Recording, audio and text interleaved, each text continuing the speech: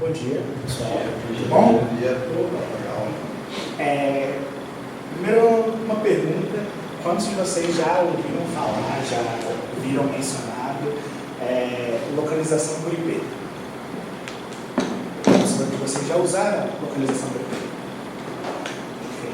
Vocês sabem que IP não tem nada a ver com localização. Ok. Então, vamos ver o que de fato o IP nos diz e como funciona a localização por IP. Pode passar. Muito obrigado. Então, para quem sou eu? Eu sou um dos fundadores e CTO da Crouch, eu sou core maintainer do Astro, um framework web. Eu amo código aberto e se vocês perceberem bizarrices nos meus regionalismos, é que eu sou de Barretos, cresci em Brasília, mas moro em São Paulo há 10 anos. Então, vai ter coisas bem variadas aí. Eu sou FreeUni em todas as redes sociais. E meu e-mail está ali, meu e-mail não tem FreeUni no nome. Por quê? Porque eu sou estranho. Então, não. Então, para começar, o que é o endereço IP? Né? O IP é o protocolo, muita gente chama de IP o número, mas o IP é o protocolo, você tem um endereço do protocolo, que ele é um número, tem duas versões dele em uso, né? A versão 4 e a versão 6, o que aconteceram com as outras a gente não pergunta. Então, a versão 4 é a que é usada mais amplamente. Todos os dispositivos vão ter um endereço IP versão 4. Eles são 4 bytes, tem 4,3 bilhões, e a gente já esgotou eles há muito tempo, porque nós, humanidade, fomos bem indiscriminados em como alocar eles. Isso não está no slide, só um parênteses aqui. Todo mundo aqui é dev, ou quase todo mundo, imagina. Vocês sabem o endereço IP do localhost, certo? Quantos endereços IP o localhost tem? Então, eu vi uma pessoa ali falando, tem 2 elevado a 24 IPs do localhost, 127 ponto qualquer coisa é localhost. Que significa que nenhum desses IPs vai ser usado por ninguém para qualquer coisa, porque você só usa o 127.0.0.1. E esse tipo de distribuição em blocos muito grandes é o que causou os endereços IP serem esgotados antes do que precisavam, e muitas das complicações que existem hoje em dia em arquitetura de rede. Tem blocos enormes de milhões e milhões de IPs que são reservados para redes domésticas, que só vão ter 20, 30 computadores. Tem blocos enormes que são reservados para localhost. Tem blocos que são reservados simplesmente porque são números que eles não gostariam de estar alocados para uso comercial. Então, eles decidiram que era reservado para uso futuro. E esse futuro nunca chegou. Então, depois nós criamos o IPv6, que ele tem 10 a 38 é 1 decilhão, se não me engano. Então, ele tem muito mais opções de IPs, e a gente foi muito mais displicente em determinar quais IPs. Então, de fato, só existe um localhost no IPv6. Mas como que eles são distribuídos, né? O que isso indica? Bom,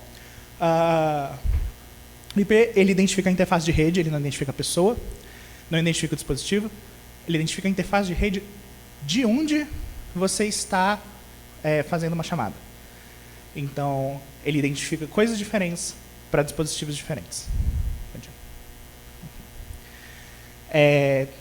Tem uma organização mundial, que é a IANA, que faz parte da ICANN, que define onde todos esses IPs vão ser distribuídos. Eu vi gente tirando foto. Todos esses slides eles estão online. Eu vou passar o link para vocês depois. Então, beleza. A IANA distribui blocos grandes, blocos geralmente dos primeiros 8 bits, para os registros regionais.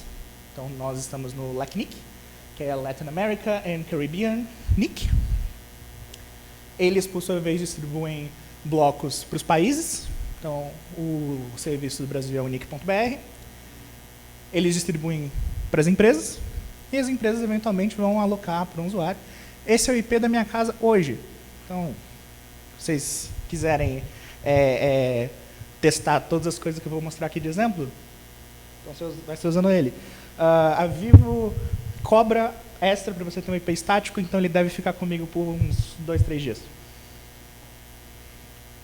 Beleza. Dentro da internet, como o nome indica, ela é uma rede entre redes. Então, cada uma dessas redes separadas é independente, ela é autônoma, daí o nome Autonomous System, que tem um número, então Autonomous System Numbers, está aqui o número da Oi. Então, cada uma dessas redes opera de forma completamente independente, e ela tem uma visão de onde estão os outros IPs que não são dela. Então, por isso que o IP vai representar coisas diferentes para cada pessoa. Quando você acessa um site, que vai ser resolvido por um IP usando DNS, outro assunto. Não vamos falar de DNS. Muito complicado. Ele vai ser resolvido por um IP. E para onde essa chamada tem que ir, a provedora vai receber essa chamada sua e ela tem que decidir para onde encaminhá-la. Operadoras diferentes vão encaminhar por caminhos diferentes. A operadora que tiver aquele IP vai saber para onde entregar.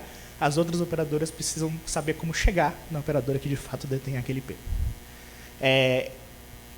Os IPs existem em blocos, baseado em prefixo. Então, nesse caso aqui, os primeiros 16 bits, então os 2 primeiros números, 179.90, fazem parte desse prefixo, e eles foram alocados para Vivo no Brasil. Então, esse IP sabe que é da Vivo no Brasil. Então, se você tiver uma internet da Claro, uma internet da Oi, ele vai ter que transferir esse pacote para a Vivo primeiro, e a Vivo vai decidir para onde enviá-lo. Aqui só... Eu vou cair aqui até o final da palestra. Não, aguardem. A anotação geralmente é um pouco confusa para quem não é do mundo de redes. Você coloca o número de bits que não podem mudar. Então, você tem que pegar o tamanho do IP, menos isso, para descobrir quantos você tem dentro daquele bloco. Mas é isso. E o protocolo BGP é o protocolo pelo qual esses sistemas autônomos comunicam entre si para descobrir quais são essas rotas. Então, um sistema autônomo sabe quais são os IPs dele mesmo, e ele comunica para todos os outros que eles têm uma conexão, que ele detém aqueles IPs, ele recebe o mesmo dos outros, e aí, a partir daí, ele propaga para os outros, dizendo, olha, com um pulo, eu também tenho acesso a esses IPs. Então, se a Claro tem acesso a Vivo, e a Vivo tem acesso a Oi, mesmo que a Oi não tenha acesso a Claro, péssimo exemplo, um compra o outro, né? Eu esqueci desse detalhe. Finge que eles não compraram um ou outro. Ele ainda assim teria acesso através da... Vamos usar a AWS, Google e Azure. Melhor. Então, a mesma coisa também se aplica.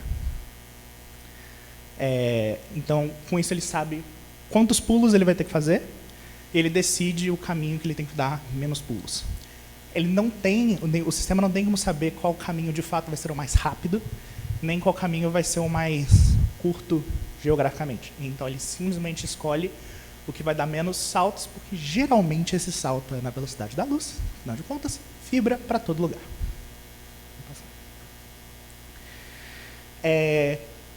A rota que ele vai fazer, essa rota virtual, não correlaciona com uma rota física por diversos motivos. Você pode ter um IPN cached. Então, quem já usou o DNS da Cloudflare, quem já usou o DNS do Google, que é 1.1.1.1.8.8.8.8, então é um servidor. Esse é um único IP que aponta para o servidor mais próximo do Google ou da Cloudflare. Então, mesmo um único IP não significa um servidor específico. Ele só identifica uma rota a partir de você. Então, o servidor da Cloudflare mais próximo do dispositivo que você está acessando, mais próximo em menos pulos. O usuário pode estar acessando usando uma VPN, ou um proxy, ou usando o Tor. E aí você só vai saber o IP do intermediário, né, do ponto que fez a chamada para você. E CDNs, no geral, quando algum acesso é feito via CDN, eles não são anycached, eles são multicached, mas ainda assim é o mesmo IP representando diversos devices. Então não tem muito como você ter uma certeza de para onde você vai com o IP e qual é a relação física, né, do lugar no mundo com essa rota. Tem uma ferramenta, Traceroute, que se vocês usarem, você pode passar um domínio ou um IP, que ele vai te falar todo o caminho que aquele pacote que você enviou fez até chegar naquele IP. Algumas partes do caminho podem se recusar a se identificar, e aí você vai ver um monte de asterisco, mas você pode ver todo esse caminho. Se você rodar a mesma coisa em dias diferentes, ele vai ter caminhos diferentes, porque essa rota no final, como eu tinha colocado no slide anterior, é muito mais uma questão política e de infraestrutura do que uma questão geográfica. Pode passar. Então, mas e a localização por IP? A gente tem um monte de empresas que oferecem localização por IP, várias oferecem embedado, você nem precisa pagar algo à parte. A Cloudflare, por exemplo, coloca isso no próprio header, a Vercel coloca no próprio header, você não precisa fazer nada extra, ele simplesmente te entrega isso e você pode só assumir que ele funciona. Pode passar. A geolocalização por IP ele é uma base de dados que ele mapeia de um IP para uma localização, independente de rota, independente de onde aquilo veio, ele é literalmente uma grande lista. Um pouco mais eficiente, um pouco mais comprimida, mas é uma grande lista de um IP para uma localização. Tem aí alguns provedores, alguns oferecem como uma API, que você vai ter uma vantagem de que vai estar mais atualizado. Outros te oferecem um arquivo para você baixar. A MaxMind, inclusive, criou um formato de arquivo para isso, para ser bem eficiente. Mas, no geral, e como eu falei, a Cloudflare e outros serviços oferecem isso integrado. No geral, são essas opções. E ele vai só te dar esse mapeamento aí, um para um. Essas bases elas são criadas de 3 formas. Eu vou ir de baixo para cima. Então, crowdsourcing é o único que a gente tem uma verdade de fato. Todo mundo aqui tem um celular, Android ou iOS, acho muito difícil alguém ter um celular que não seja um deles. O que significa que você tem GPS, você está conectado com a Google ou a Apple, eles estão recebendo os pacotes de tracking, os pacotes de telemetria do seu device por um IP, então eles sabem que aquele IP está naquela coordenada. Beleza. Além disso, sempre que você instala um aplicativo, vai ter, e ele precisar usar a localização, vai aparecer uma pergunta, se você vai usar ou não. Mas não aparece uma pergunta para a rede, porque basicamente tudo usa a internet, então não teria por que perguntar. Mas o acesso à rede também te dá acesso ao identificador do seu Wi-Fi, e o identificador do seu Wi-Fi, combinado com a informação de cima, pode te dizer exatamente onde você está. Não sei se você já se perguntar em algum momento. Quando você abre o Google Maps no notebook que não tem GPS, como ele sabe onde você está? Acontece que o seu celular está na mesma Wi-Fi, o seu celular tem um GPS, ele associou aquela Wi-Fi com a coordenada GPS do seu celular. Tudo que acessar aquela Wi-Fi está no mesmo lugar. Essa base é pública. Tem várias bases dessa pública que você pode consultar. Então, se você colocar um códigozinho no seu site que pega esse endereço da Wi-Fi, você pode saber a localização do usuário sem pedir o GPS dele. E não apenas da Wi-Fi que ele estiver conectado. Se ele não tiver nenhuma Wi-Fi, ele te retorna todas as Wi-Fis que estão ao alcance. Porque segurança em primeiro lugar é meio que uma mentira. Em segundo, tem informações que eles podem conseguir com os ISPs, então os provedores tipo a MaxMind ou a IPinfo, eles fazem um contrato com a Vivo, e aí, que é basicamente, Vivo, quando você atualizar onde estão os seus IPs, você me avisa e fala, ó, esse IP está em São Paulo, esse IP está no Rio, esse IP está em Manaus, e aí eles colocam isso na base deles. Então aí eles não precisam ficar fazendo esse cross-checking, eles recebem essa informação diretamente dos ISPs. E o outro caso, né, o que eu coloquei como primeiro, você pode medir isso diretamente. Então você faz o traceroute, você vê a rota que passou, você vê que o último hop antes de chegar no IP daquele usuário foi um servidor da Vivo em São Paulo, então aquele usuário vai estar em São Paulo, porque você sabe que é ineficiente para a Vivo puxar uma fibra de outro lugar que não seja da própria cidade. Então, você assume isso. Que também, esses dois projetos são open source, a base deles é aberta, e o projeto em si é aberto, se você quiser gerar a base de novo. Então, todas as informações aqui são abertas. Pode passar. Mas isso não são informações particulares do usuário.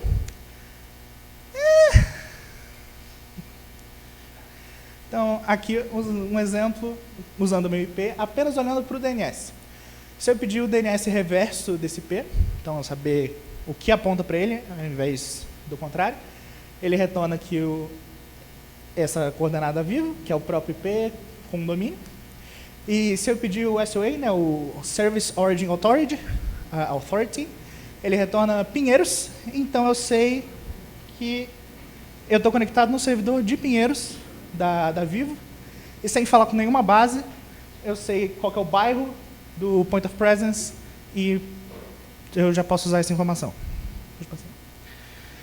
Se você fizer o traceroute, aqui tem ele duas vezes, um usando o ping e o outro usando o TCP. No caso, a Vivo não bloqueia o ping, alguns bloqueiam, aí você usa o outro, que ninguém bloqueia. Então, ele te dá o caminho inteiro, então você vê que o servidor que eu usei, eu peguei uma VPS aleatória, ele chegou ali em Guarulhos, de Guarulhos ele passou para outro servidor em Guarulhos, outro servidor em Guarulhos, outro servidor em Guarulhos, um não identificado, chegou na Vivo, da Vivo ele foi para um serviço que a Vivo comprou, né, da Telesp, aí foi para a Vivo de novo, foi para outro da Vivo, tem um da Telesp aqui no meio, e aí no final, o último aqui é da Telesp, que se você pegar esse endereço e botar no Google, ele também vai te falar Pinheiros. Pode passar. Então, a precisão que você tem aqui de país é quase certo, porque é o bloco lá original.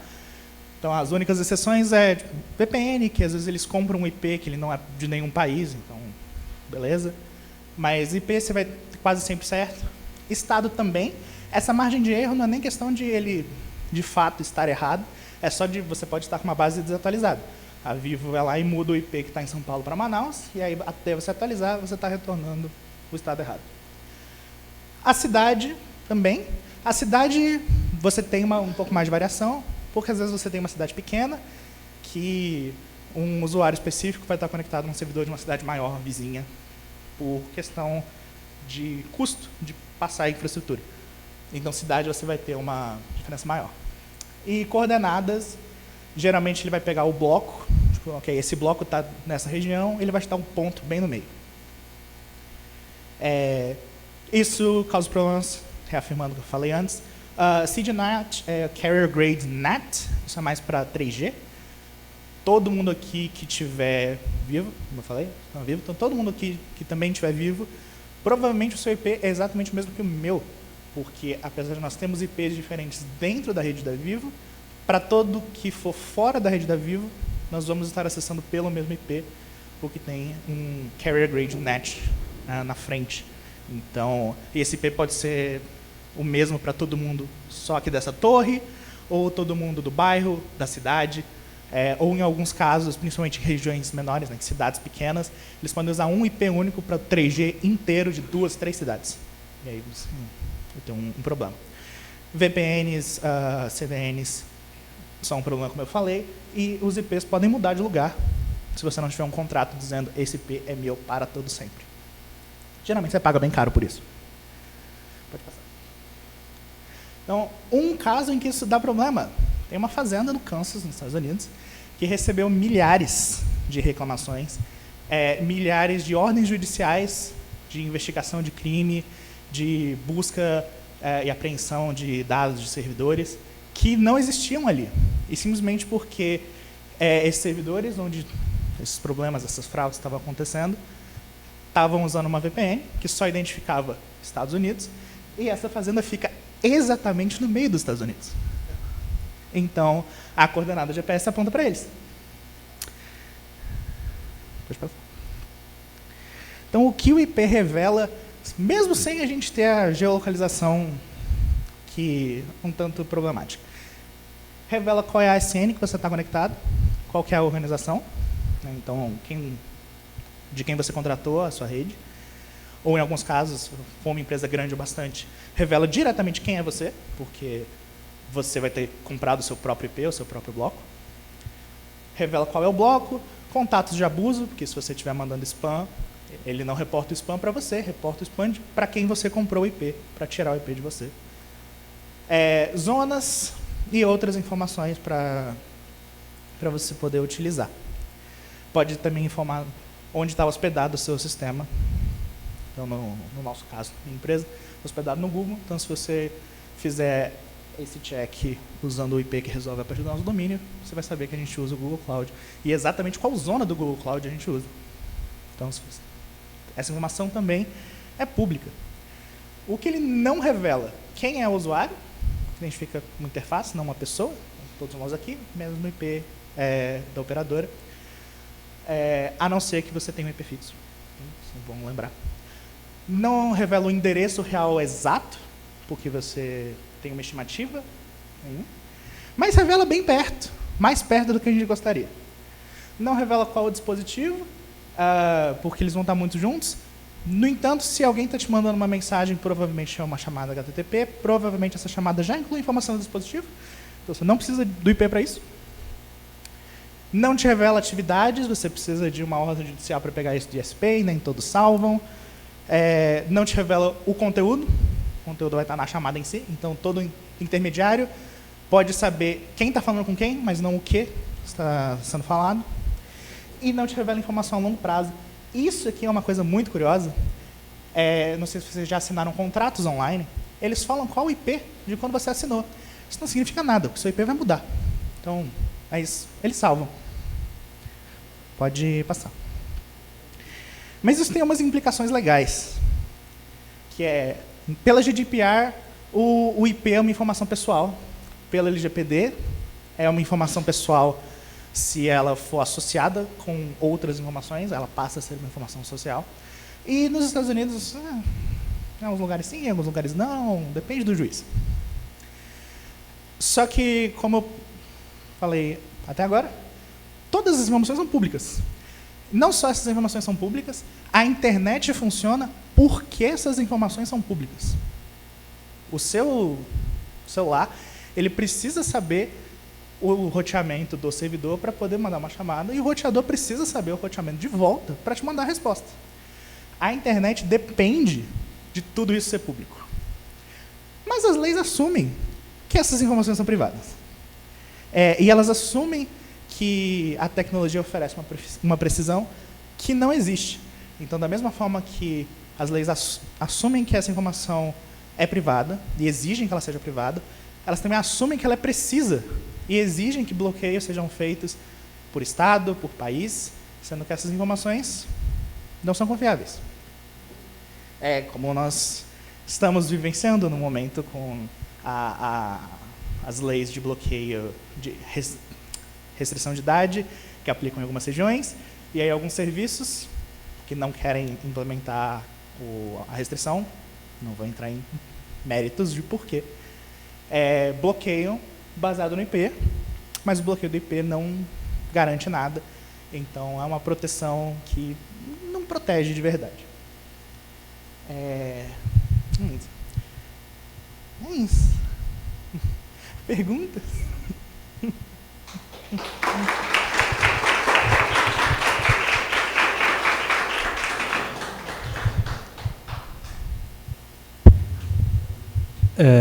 É uma pergunta meio que talvez relacionada a isso que você falou agora. Quando você comentou de quem distribui o IP, eu fiquei com um pensamento que eu queria validar contigo. Tipo, inicialmente, sei lá, na época da ARPANET, e, sei lá, quando fizeram BGP, era bem descentralizado a internet, né? Mas, tipo, hoje em dia, você acha que o IPv6 consegue resolver alguns problemas, tipo, em relação a isso que você comentou, por exemplo, de bloqueio de idade, que bloquearam o Arch Linux, por exemplo, agora no Brasil, aquele Arch 32. Porque o NAT, né, com o IPv4, como a gente não tem endereço suficiente, a gente tem que ter um NAT. se a gente tem que ter um NAT, a gente não consegue ter um IP próprio. A gente tem que ir para um ISP, porque o ISP pega lá de não sei quem, que pega o IP da IANA. Ou, sei lá, DNS. A gente não consegue resolver DNS direto no IP, então a gente tem que ir a um servidor de DNS, que é quem? Sei lá, Cloudflare, Google, centralizado também. Ou, enfim, até por questão de hardware, não sei, de distribuição, a gente quer ter um serviço rápido, tem que ir atrás de Cloudflare porque ela tem cache, tem, enfim, CDN, esse tipo de coisa. Você acha que o IPv6 talvez consiga resolver algum desses problemas por ele ter mais endereço disponível para todo mundo, conseguir, enfim, talvez resolver até coisa de encriptação também, que você tem que ir numa Certificate Authority para pegar um certificado? Você acha que tem alguma solução para esse problema que você comentou no final? O IPv6 ele não se propõe a resolver nenhuma dessas coisas. Ele resolve o problema de esgotamento de IPs e permite que cada dispositivo globalmente tenha um endereço único.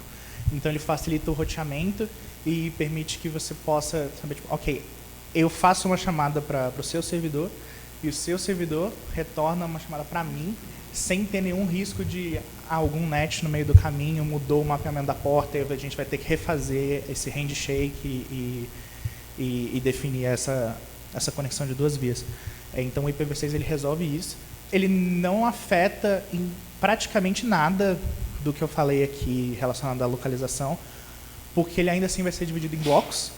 Então a única diferença é que esse bloco, ao invés de ele ser um bloco de 2 milhões de IPs, ele é um bloco de 800 bilhões de IPs. Então, cada dispositivo vai poder ter um, mas aquele bloco continua sendo daquela empresa que está sendo usado naquele estado, que eles continuam podendo rotacionar ou não. Que eu saiba, nenhuma empresa do Brasil que use IPv6 está rotacionando, porque não tem necessidade pela enorme quantidade. Tem blocos específicos do IPv6 que são para autodenominação. Então, você gera o seu próprio endereço IP. Então, ele não vai, ele é distribuído uniformemente no mundo. Isso vai piorar no sentido de é impossível você saber a localização desses IPs, porque eles vão estar uniformemente distribuídos. Se o seu objetivo é ter mais privacidade, aí ele te ajuda. Então, aí tem essas duas perspectivas, mas ele vai dificultar a identificação. Com a questão de encriptação e de validação de segurança, o IPv6 não interfere em nada disso.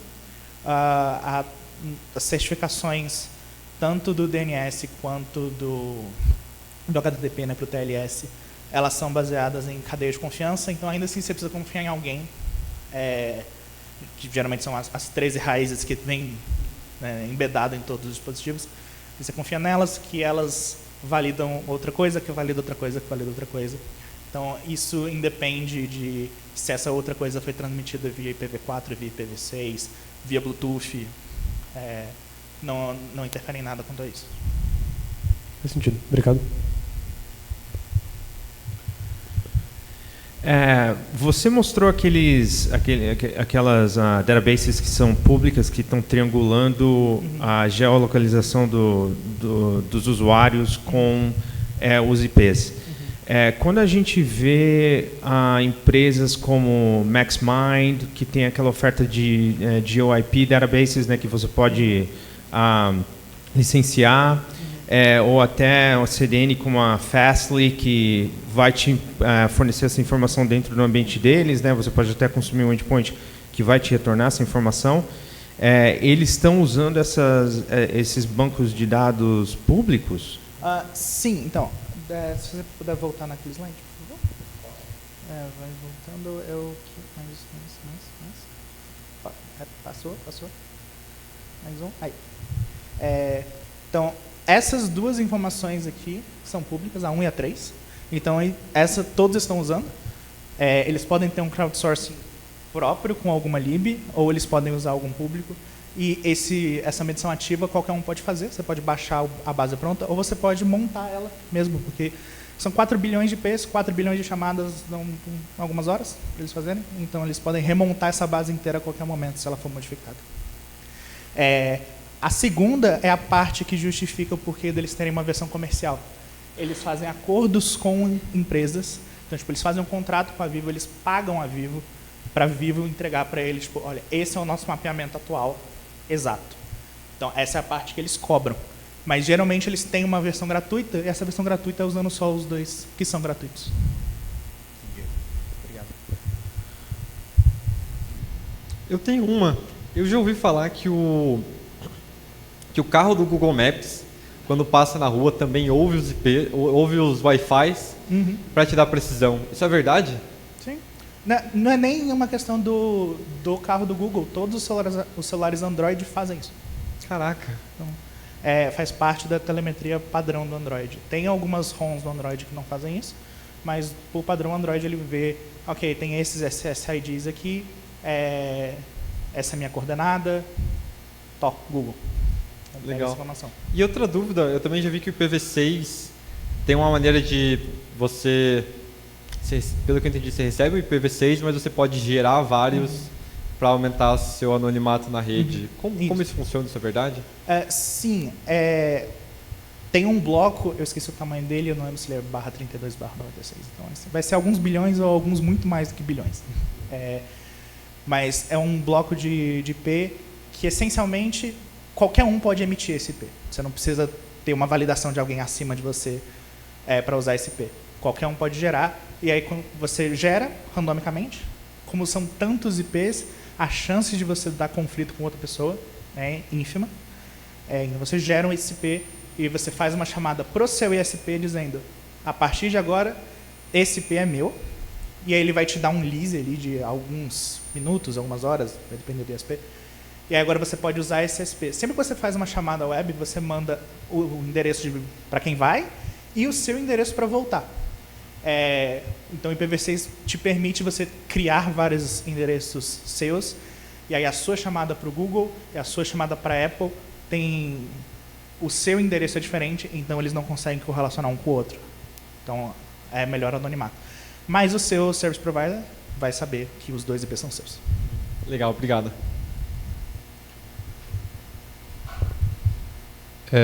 Eu fiquei com uma dúvida em 2 pontos só. Um é que você mencionou dessas listas, novamente, que mapeiam um IP para uma localização geográfica, mas você também mencionou que tem, por exemplo, a Google, ela, não sei se é do servidor de DNS, enfim, que você tinha mencionado, que é o 1.1. alguma coisa, que vai ser o servidor mais próximo da Google aqui no Brasil, mas nos Estados Unidos, por exemplo, vai ter o mesmo IP e vai ser o servidor mais próximo lá. Como que eles mapeiam quando você tem 2 entidades, 2 localizações com o mesmo IP, nesse caso? A ASN, na verdade, todos os dispositivos que estão conectados numa rede web, tem uma tabela de rotas que você pode checar no seu computador. No seu computador vai ter uma tabela de rotas que vai ser super simples, que ela vai ser o seu localhost, aponta para si mesmo, os endereços que estão na sua rede local, 192 ponto alguma coisa, ou 10 ponto alguma coisa, aponta para a rede, e aí ele vai ter um gateway padrão, que é tudo que eu não conhecer e manda para cá. Então, aí com isso, qualquer chamada ele sabe para onde enviar, com essa lista de rotas. Os autonomous systems, né, os sistemas das empresas, eles têm essa tabela, mas ele não tem esse gateway padrão. Então ele vai saber que esses são os IPs que eu controlo, e aí eles estão nesses servidores específicos, beleza? E esses são os IPs que eu tenho que mandar por essa interface de rede que está conectada num cabo com outra empresa que eu tenho um contrato. Então a AWS tem um contrato com a Google Cloud, porque as duas conectam uma na outra e passa essa informação de uma para outra através daquele cabo. Então a AWS vai falar, eu controlo esses IPs, vai mandar isso para o Google, ok. Esses são os IPs que ela controla. Então, se eu precisar fazer uma chamada para aquele IP, eu vou mandar para lá. Ele vai ter essa tabela, ele vai fazer isso para todo mundo. E pode ter uma tabela, por exemplo, da Azure, que ele vai ver que esse IP, eu não tenho nenhuma conexão direta com ele. Mas essa interface aqui, que leva para a Amazon, tem uma conexão indireta. Eu mando para eles e eles vão mandar para quem eu quero. Então, ele monta toda essa tabela dinamicamente, elas vão trocando informação. Quando você faz uma chamada para um desses IPs que são Anycast, então 1.1.1, que é da Cloudflare, ou 888, 8844, são os do Google, você vai mandar essa chamada para o seu provedor vai ter nessa tabela várias entradas para esse IP, só que ela vai ter diferentes hops. Então, vai ver, tipo assim, para essa conexão, vai conseguir chegar nesse IP com um salto. Para essa conexão, vai conseguir chegar nesse IP por 4 saltos, que seria, eu posso mandar para os Estados Unidos, e lá nos Estados Unidos também tem um servidor do Google que atende esse IP. Ou eu posso mandar para a Europa, que também vai ter um servidor. Ou eu posso mandar para a África do Sul, que não tem um servidor do Google, mas que eles têm um cabo clique para a Austrália, que tem um servidor do Google. Então, ele vai ter todo esse mapeamento. E ele escolhe o que ele vai fazer menos hops, né, menos pulos de rede. Então, a rede sabe que existem vários servidores, ele pode nem saber todos, mas ele escolhe o que estiver mais próximo topologicamente. Obrigado. E a outra dúvida era só, você mencionou que, por exemplo, esses serviços de localização precisam existir para que a internet possa funcionar, para você saber para onde rotear os pacotes. Não o de localização. Então, o que eles usam, o que está por baixo. Isso, você precisa saber basicamente para qual roteador você mandar o pacote para chegar no seu destino final, no fim das contas. Então, por que exatamente existe? Por que é aberto esse serviço de localização? Essa informação precisa existir para você saber para onde mandar as informações na rede. Os protocolos por baixo da internet, eles assumem isso. Eles assumem que uma rede vai ter contato com a outra e essa rede pode identificar qual é a outra. Não vai saber identificar a localização. Tipo, ok, eu sei que eu tenho um contato com o servidor que é da Vivo, mas eu não sei onde está o servidor da Vivo. Então, essa estrutura precisa existir para como funciona a internet. Uma vez que, beleza, isso precisa existir, isso está na teoria. Quando você vai para a prática, o servidor é um lugar físico. Então, uma vez que você descobriu que este servidor da Vivo está em Pinheiros, beleza, então você sabe que a Vivo não vai conectar usuários que estão perto dele em outro servidor. Seria ineficiente. Vou puxar uma fibra de alguém que está do lado do servidor para o Rio de Janeiro. Então, a estrutura que existe na internet vai permitir que as empresas otimizem para isso, mas o fato das empresas otimizarem para isso, para a internet ficar mais rápida, faz com que essas informações se tornem públicas, porque você sabe que todo mundo está otimizando para custo, e otimizar para custo é ser mais perto do servidor. Isso, é só que, na minha cabeça, tipo, ainda bem mais, claro, na União Europeia, onde as leis de privacidade são mais fortes, aqui tem LGPD, igual você mencionou em alguns contextos, pode pegar, isso ser feito público, porque de certa maneira parece como se fosse uma engenharia reversa. Tipo, beleza, eu sei que ela vai ter esse prefixo, eu sei que ela está em Pinheiros e é conveniente para ela não mudar isso, por que isso é permitido que alguém possa fazer com que isso seja público, por exemplo, e você expor dados de usuários, entre aspas? É que pensa o seguinte, isso poderia não ser público, eu poderia não ter acesso a isso, certo? E ainda assim funcionaria, por exemplo, as tabelas de roteamento. Você ainda conseguiria rotear os pacotes sem saber a localização em si, né? Você só saberia para qual roteador enviar. Sim, exatamente. Mas a questão é, eu só sei para qual roteador eu tenho que enviar. Beleza. Só que como que funciona o traceroute? Eu mando, tipo, eu sei que eu tenho que chegar em você.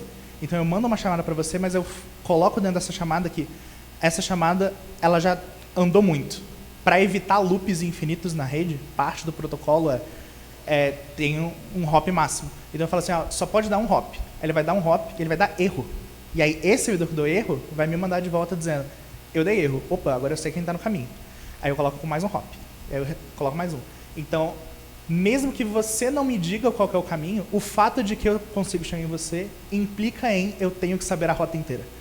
E da mesma forma que se eu sei a rota inteira, você sabe a rota inteira porque você tem que me responder. E, portanto, o servidor sabe todos os usuários. É que a rota sim, mas não a localização dela, né? Sim, mas essa rota inteira aqui você vai saber só números.